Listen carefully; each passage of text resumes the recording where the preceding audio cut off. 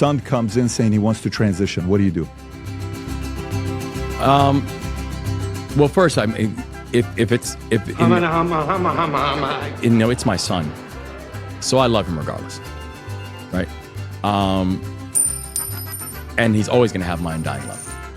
That's me, right?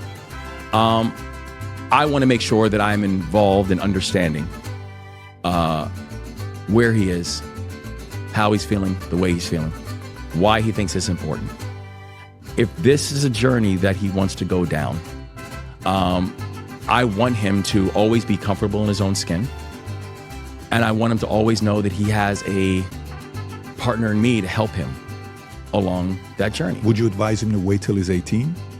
If this is how he is feeling and I feel like I'm closely tied to him, I'm not going to advise him on something that he feels is at 14 years old, Wes? No, I understand it. But what I'm saying is the most important thing for me is I want him to feel safe in his own skin, safe in his own decision-making, but also know that at 14 years old, I want to be involved inside of that process as well. I'm not going to condemn him nor castigate him. I'm not going to kick him out of the house.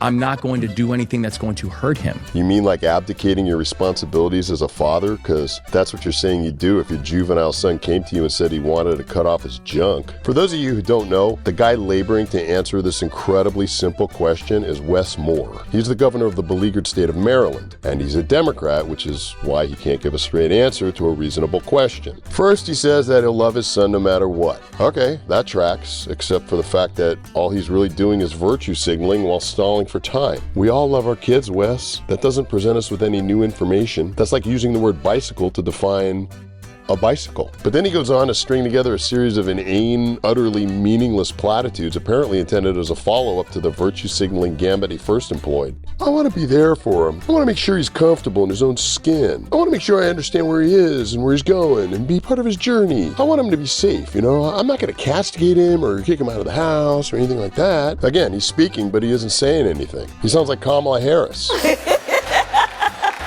But he does finally seem to claim that he would let his minor child undergo a sex change operation. Now, of course, I don't believe him one bit. He's stammering like Ralph Cramden because he's conflicted. You see, it's fine when you're a Democrat to take a position that will result in societal rot or irreversible damage to an individual in the abstract. What makes it tolerable is the personal exemption from the consequences of these nihilistic policy positions Democrat elitists like Wes Moore almost always enjoy. But when your own kid wants to self-destruct, this shit gets real. Even in a purely hypothetical case such as this, you can feel Moore's discomfort. But Governor Moore understands the importance of loyal and unquestioning servitude to his masters in the DNC. His power as governor is conditional, and it isn't based on voter approval in any real sense. If Democrats cared a whit about the will of the American people, they'd be a completely different party, which probably explains their consternation at the recent turn of events surrounding gerrymandering.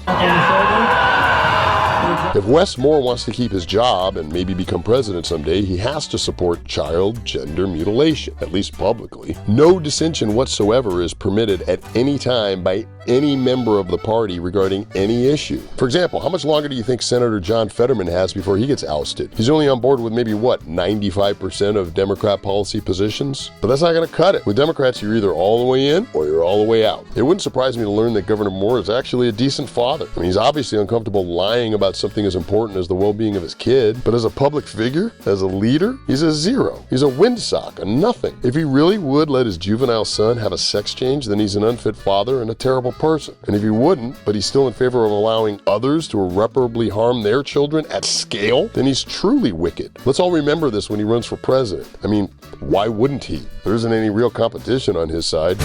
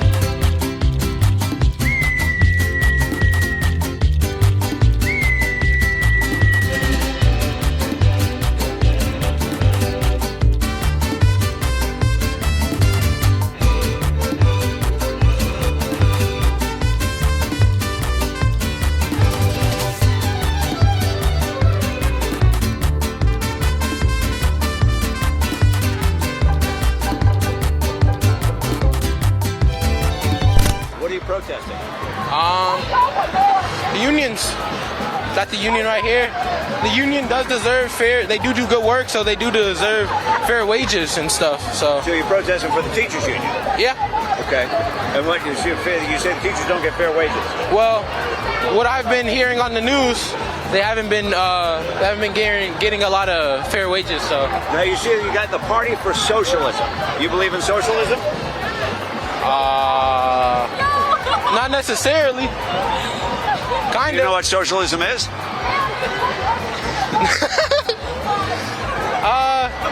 Not really. Not too much, but yeah. Well, I can see he hasn't wasted his childhood. It almost seems like this kid was just a paid agitator rather than a conscientious American citizen exercising his First Amendment rights. I actually doubt very much that he knows what's in the First Amendment, or for that matter, who won World War XI. But these embarrassing encounters are nothing new. Most of the buffoons at these so-called protests are only there because they're getting paid or they're bored, lonely people hoping to get laid. The First Amendment, of course, allows for, among other things, the right to peaceably assemble and petition the government for the redress of grievances. But this guy who represents pretty much all of the idiots holding signs obviously doesn't have a grievance. He doesn't even know why he's there. He's just an ignorant, interchangeable member of the swarm of human locusts released into the area to irritate those who constructively participate in society. He's a useful idiot who will hopefully be sufficiently embarrassed by this to change his ways. This clip was filmed in Chicago, and I happened to be there on the day this was filmed, although I didn't see the actual filming of this encounter, nor am I certain I encountered the group he was in. But what I did see at one point was a crowd gathered on a sidewalk in front of an expensive retail store, intimidating people so they wouldn't shop there. Embedded in the group of agitators was a loudmouth asshole shouting through a bullhorn you could hear a half a mile away. Not what I would call a peaceable assembly, more like disturbing the peace. But I guess that's no longer a thing.